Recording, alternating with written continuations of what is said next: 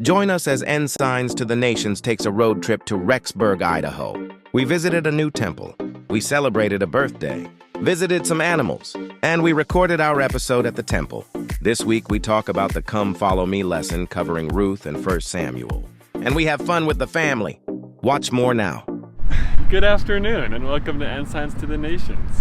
We are in a different temple this day. We happen to be at the Rexburg Idaho Temple. We're here in Rexburg visiting our son Luke, who is busy right now, so he's not with us, but he might say a little something later on because it's his birthday today. Yay. Today we're going to walk around the Rexburg Temple and talk about some pretty cool books in the Old Testament. So today we're talking about the Come Follow Me lesson that covers Ruth and 1 Samuel 1 through 7. And as always, we'll be talking about see, study, and shine. What we see, something new to view the lesson material. We're going to study the doctrine, and then we're going to figure out how to apply it in our lives and shine. Yeah. So for C, I thought about, as I was reading through all of the stories in Ruth and Samuel, that there are a lot of trials. There's a lot of really difficult things that happen, but they really, it's a happy ending for almost all of them. There is a triumph at the end. And you know what made me think of? I'm from Michigan. Do you guys know what product is made in Michigan? Cherries, cars. Well, cherries and cars, yes, but there's Burners. another one. Burners. Yeah, there's a lot, but none of those are right. We are talking about Kellogg's cereal. Okay. That was actually invented and is manufactured in Battle Creek, Michigan. Yeah. So cereal capital of the world. Cereal was invented by mistake by Dr. Kellogg. He was trying to make a healthy breakfast food, accidentally left this grain out on a sheet overnight. It got stale. They put it through with his brother. There was 2 Kellogg's. And they put it through some kind of a flattener, and instead of turning it into what they thought it was going to happen, it became flakes. And that's where cornflakes came from. Well, the one brother wanted to add sugar and the doctor didn't, so they kind of split ways. But the one that added sugar, it became this, as you know, Kellogg's cereal, a huge successful business empire. Right. And so they turned this trial of accidentally ruining their food into this huge thing. So this kind of happens over and over, beginning with the story of Ruth in our lesson material today. And as a family, we were standing around the counter this morning talking about the lesson material, and it's a complicated family line. This is what we came up with. We wanted to try to straighten it out in our minds. Who's who, and who married who, and where were they from, and who's had what child with what husband. And so we got it all figured out though. So that's kind of what we're going to talk about today is Ruth. She was just an amazing woman. She married an Israelite. Well, you can start. You tell it. Well, I was going to put a little bit of background on it. So Ruth, this book of Ruth it happened around the same time Judges did. And a lot of people like the book of Ruth and the book of Samuel because it's different. We end Judges. We didn't even talk about the end last time, but Judges is really just ended in like so much trouble and turmoil and chaos, and then we have this sweet book of Ruth where here's just a normal person, just a regular person, and the kind of devotion that she shows to God. And so that's why Ruth is a real favorite. But it is a little hard to understand exactly who's all these people. I've always heard the quote that Ruth says, let your family be my family, or something like that. I will follow thee wherever thou goest. Yes. I've heard that quote, but I just didn't ever know who all these people were. So Naomi is an Israelite. She's married to who? I don't have. Oh, it's right there. Elimelech. She's married to Elimelech, and they are starving in Bethlehem where they live, and so they move to Moab. There was a famine in the land, so they moved to Moab. She had 2 sons, and they married Ruth and Orpah. So Yep. that's how Ruth became a part of the Israelites. One of Naomi's sons married Ruth, and the other son married Orpah. She was a Moabite. She was a Moabite. not an and Israelite. In this day and age, there was quite a division between the Moabites and the Israelites. Right. Yep. So that was very unusual and not something that usually happened for an Israelite to marry a Yeah. Moabite. Well, these three men died. Naomi's husband, Ruth's husband, and Orpah's husband all died within a very short period of time. And Naomi this is them have dominated society, of course. So Naomi, the older woman who is a widow, she didn't have much of a chance of really surviving without a husband and without sons. And so she was just going to go back to her old family, Judah. Yep, she's going to go home to her old family, Judah, hoping that somehow they would take care of her. And that's a lot of the Israelite law, is that family has to take care of each other. We're going to see a little bit of that later on. So they go back. Well, no, Naomi says she's going back, and she tells her two daughter-in-laws, you guys go back to your homes. You don't have a husband anymore. You just go back to your homes, and that'll be it. And what does Ruth say? She'll follow her, and her family will be their family, and that she'll follow her to the ends of the earth. Yes, so she is going to, she wants to go back with Naomi. She's devoted to Naomi as her mother, and she also is devoted to the Israelite God.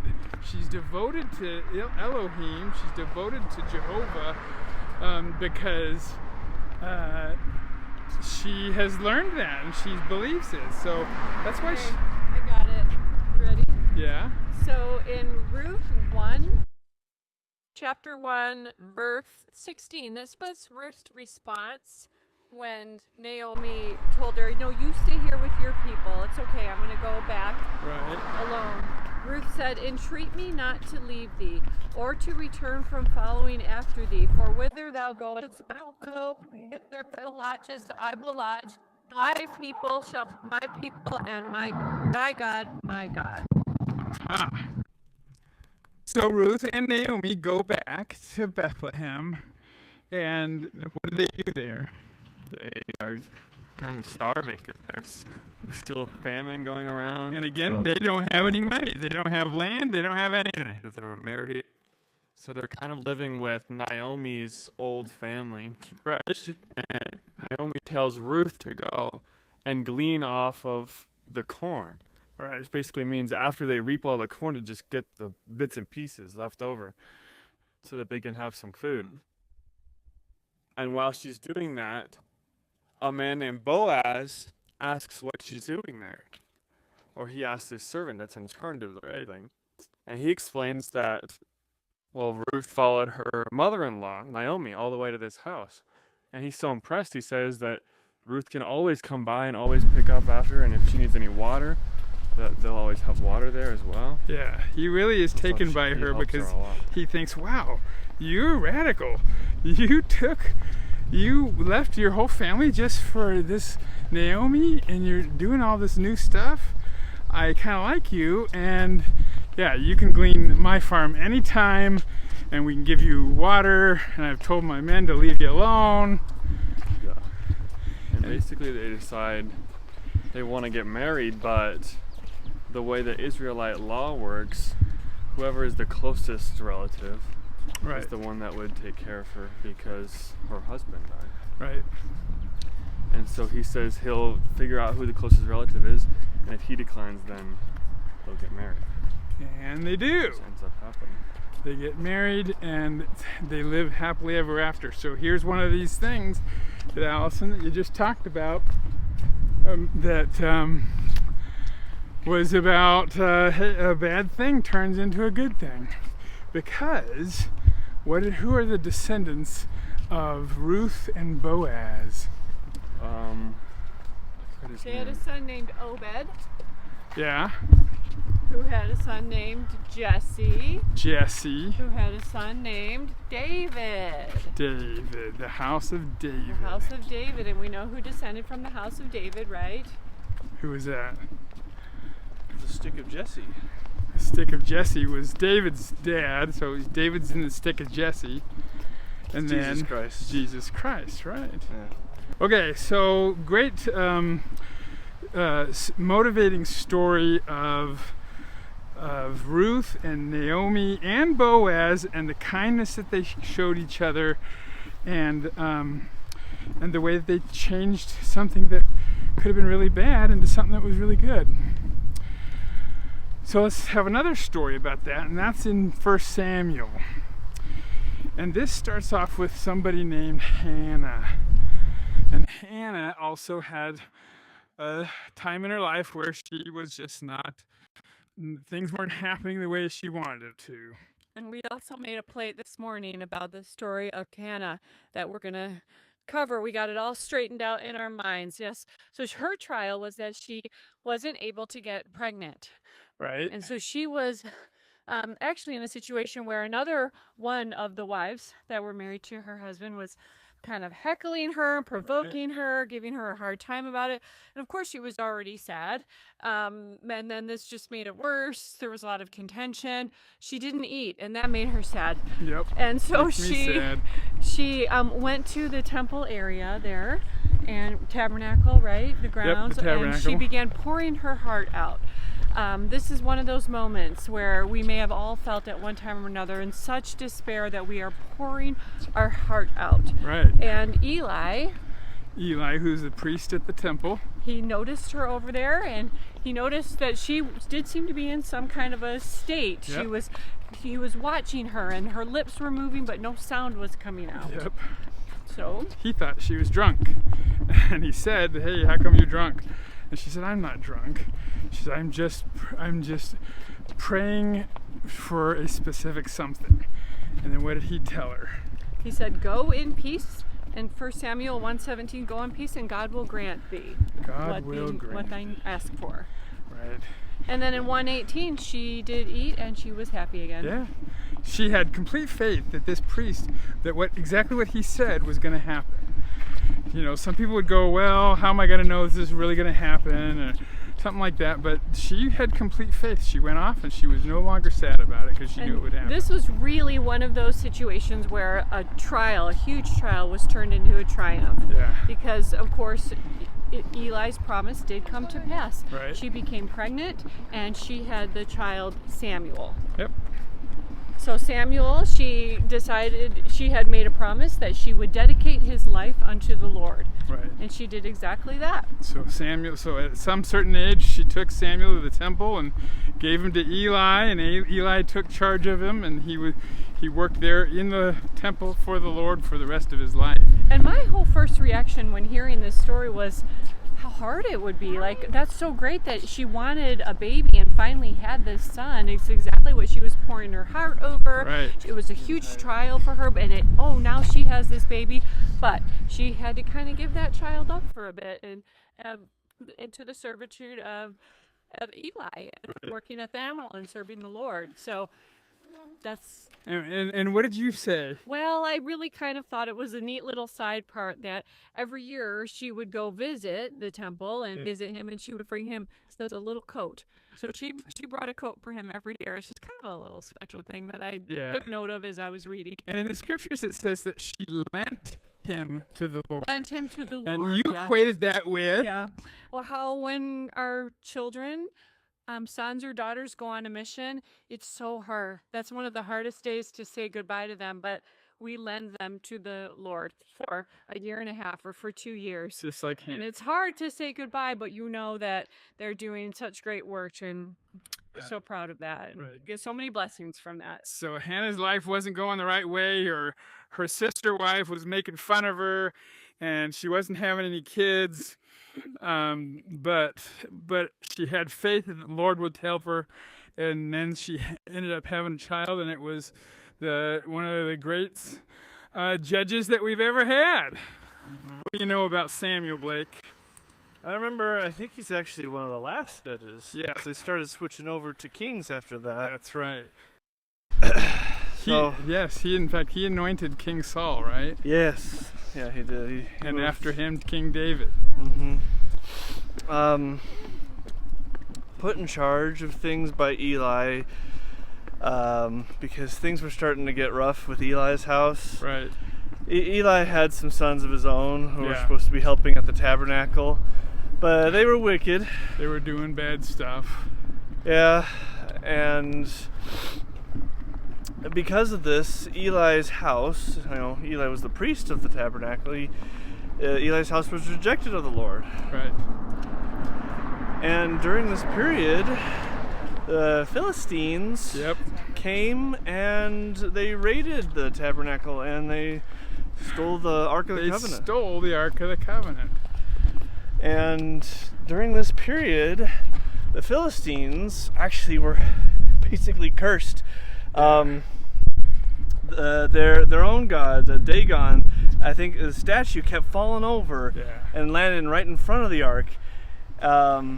And just the Philistines were getting cursed from all this. And well, the Israelites went to war against the Philistines, and they took that ark in front of them, and they didn't really care if God was helping them or not. They figured that ark was like a good luck charm. yeah, they thought the ark would protect them. There's no way we'll be able to lose this war, but they did, and the Philistines took the ark. Of course, the ark, God doesn't want the ark to be in the Philistines' hands, so he's cursing, all of the Philistines there. And then what happened? Well, the Philistines gave it back. Yeah. It was too much trouble. They gave it back as sort of a peace offering. Yeah. And so the Israelites, they got their Ark of the Covenant back. And it was back in the hands of the Israelites. And then some of the Israelites were looking inside of the Ark, and they were cursed too. Yeah, that's right. So That's with God's ark. kind of like what happened in Indiana Jones and everything. Yes, it was exactly like where it gets lightning coming out of the eyes. I don't know if it was that dramatic. I think they just fell dead. Maybe. Well, it shows to us that our relationship with God is the most important thing, not the little things that we do, not the beauty of the temple, but what we do inside the temple. There's lots of things that there might be some jewelry that we wear. Those things aren't the important things. It's really it's our relationship with God. Yeah, I've always seen the Ark of the Covenant sitting in the tabernacle as like an inward covenant that the Israelites have made with God. Yeah. And because it's not shown to everyone, not everyone gets to see the Ark of the Covenant. It's sitting in the Holy of Holies. All right. And in that sense, we have our inward commitment to God. We make covenants and we promise to follow him. And we get blessed. The Israelites were blessed when they took care of the Ark of the Covenant. That's right. And they honored it. That's right. And they used it as a symbol for their covenant with God, and cared about the covenant, not necessarily the symbol. Well, lots of stuff to learn about this. This is just the first 7 chapters of Samuel. We go on to hear more about all the great things that Samuel did as this last judge, as the sort of the intermediary of the judges and the kings that we'll start learning about next time. So Okay, so see, study, and shine. See, study, and shine. We see that trials can be turned into triumph. Good. And study. What doctrine have we covered today? We talked about Ruth, we talked about Hannah, we talked about Boaz. These are all great people who really did love the Lord and helped people. And then how do we shine? What's our shine for this week? Follow the commandments of God and trust that it'll all work out in the end. Yeah, when we have troubles and things aren't working out the way we think they are, trust God. Yeah, Think like about Ruth, think about Hannah. Think about everybody that trusted God and everything worked out okay. All right, perfect. Well, from the Rexburg Temple, we thank you for being here with us, and join us next time on Ensigns to the Nation.